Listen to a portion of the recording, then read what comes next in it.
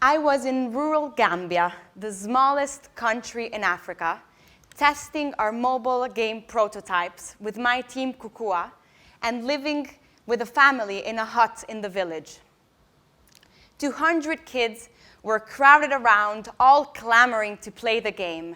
And every night, at least 50 kids would stay up until after midnight to keep on playing and learning. On one night, we ran out of battery, so we all laid on the ground to look up at this beautiful African star-filled sky. And suddenly, I realized, oh my God, she's up there. The first Italian woman astronaut was looking down at us from her space shuttle. And I had just met with her a few weeks before at the European Maker Faire in Rome. And the kids were all like, what? A human in space? I said, yeah, and she'll be up there for 6 months. So all of a sudden, I have all of these kids saying, I want to go to space. How do I get to go to space? And immediately, I tell them, by studying and learning. 250 million children, 2/3 of whom are located in sub-Saharan Africa, are illiterate. 67% of them drop out before finishing primary school, and another 22% of them graduate without learning how to read, write, or do basic maths.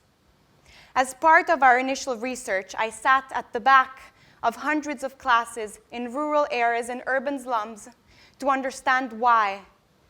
And the problems are that children are not learning with the correct teaching methodologies. They lack individual and immediate feedback and extensive practice. Street children are disengaged with the learning experience and end up dropping out. And many girls are staying at home to help with household matters and do not have time to receive an education. This is Kadiba. I met her for the first time during a girls' soccer match in her village in Gambia. She was sitting on her own under a tree, and she wasn't playing because she did not know the other children. She was one of the few in the village who wasn't attending school because she had to help her mother milk the cows and sell the milk. Kadiba is 8 years old. She doesn't know how to read, write, or do math, and she is doomed to remain into her family's cycle of poverty. Her life is already mapped out for her, and her future is out of her control. I visited a rural school in Africa for the first time when I was 11 years old. My parents wanted me and my brothers and sister to understand how different the world could be from the one we were growing up in. I couldn't understand, but something inside of me clicked and stayed with me forever. A sense of urgency and responsibility to do something.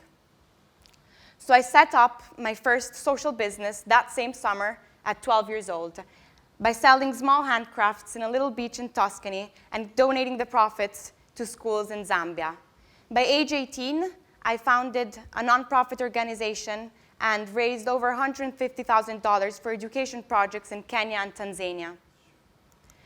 I later applied to Singularity University, whose vision is to use exponential technologies to positively impact 1 billion people in 10 years.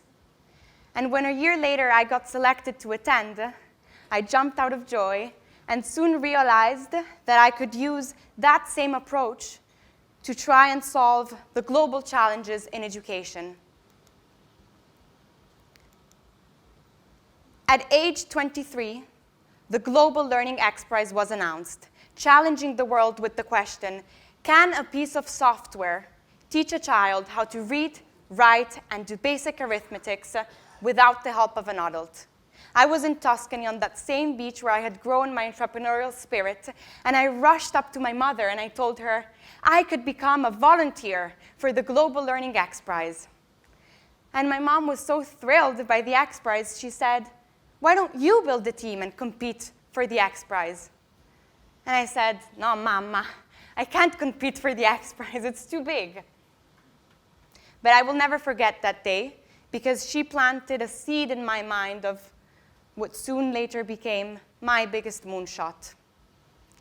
I had seen and studied how technology was democratizing and personalizing access to education, the crumbling costs of hardware, the advances in game-based learning, the progress in artificial intelligence, and the results in research on the scientific part of literacy acquisition all led me to believe that a solution to the X Prize challenge was indeed possible. So encouraged by my mother, I built a team of mission-driven entrepreneurs, education specialists, game designers, and world-class advisors based between Italy, Nairobi, and San Francisco. I founded Kukua with the vision of using the most effective teaching methodologies to spark the magic of learning so that millions of children can not just survive, but can thrive. With Kukua, we want to give them a magic wand that unleashes their imagination, unlocks their desire to know more about the world and what surrounds them, and to explore possible futures. We've built SEMA. SEMA captivates children's attention and engages them so that they don't ever want to put it down. It's unputdownable. And it's a game that teaches children how to read, write, and do basic maths while playing.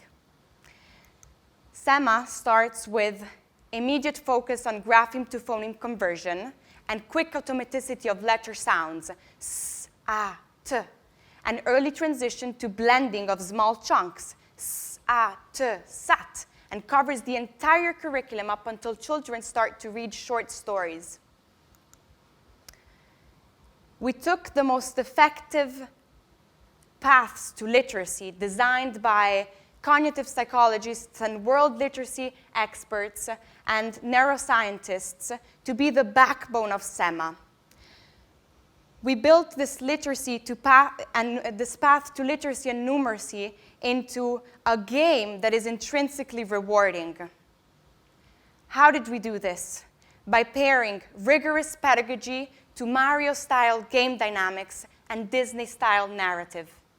SEMA motivates and actively engages children in their learning process, in their own rhythm and right timing. It tracks individual progress and mistakes and provides learners with the right content. It also gives immediate and individual feedback and a lot of practice in an environment where practice is super fun. Our game narrative was inspired by local stories and brings learners on a magical adventure. It is the story of a young, courageous, innovative young girl called Sema. She's given super Ashanti powers by her grandpa and is off on a mission to defeat the Night Runners with the help of her little brother Paul to bring back the great tree of knowledge and give all the people in the village the power to learn. She is Africa's first superheroine. Our game is open source and scalable to different languages and geographies. We've built SEMA for children in sub-Saharan Africa in both English and Kiswahili. We also built SEMA in standard Arabic, readapting the pedagogy, the characters, and the narrative for the 2.8 million Syrian refugees children currently affected by the Syrian conflict and missing out on their most important years of their school life. With SEMA, we are finalists in the 1.6 million competition awarded by the Norwegian government called EduApp for Syria. To build SEMA and SEMA, we used a user-centered design approach. Every feature of our game was tested and built for our end users, hundreds of our end users who have been involved in each step. For example, when we saw that children loved taking photos with their phone, we built that into our reward system, allowing them to take pictures every time they pass a level and customize the photos with characters from the game in a Snapchat style.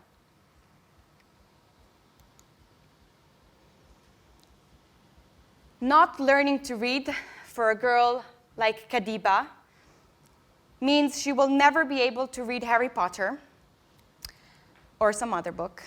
And also, it's really about how she's getting through her daily routine. Imagine what it's like to not being able to read a label on your medicine or food, or a street sign, or without being able to send a text, write an email, or visit a website. Eventually, it means not being able to go on to university, get a higher paying work, which moves her out of poverty, and actively participating in the decisions that affect her life and community. When I first met Kadiba, we still had 2 years of development before our game was going to be ready.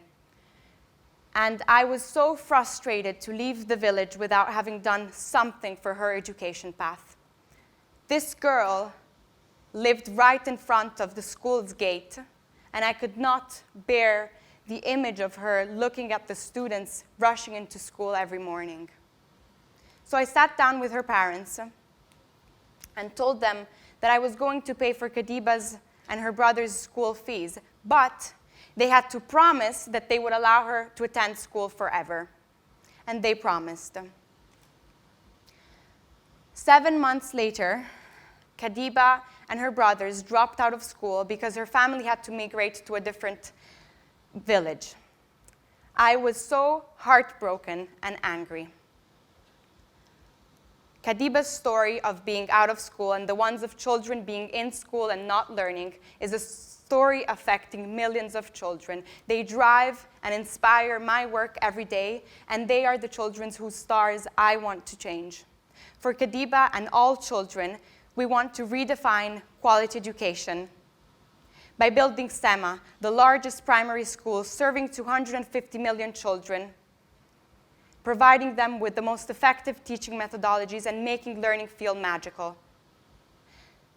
So that one day, when another group of children will be looking up at the stars, at this beautiful African star-filled sky, they can say, "Oh my God, it's her. It's Kadiba. She's up there. The first woman African astronaut." I hope. Thank you.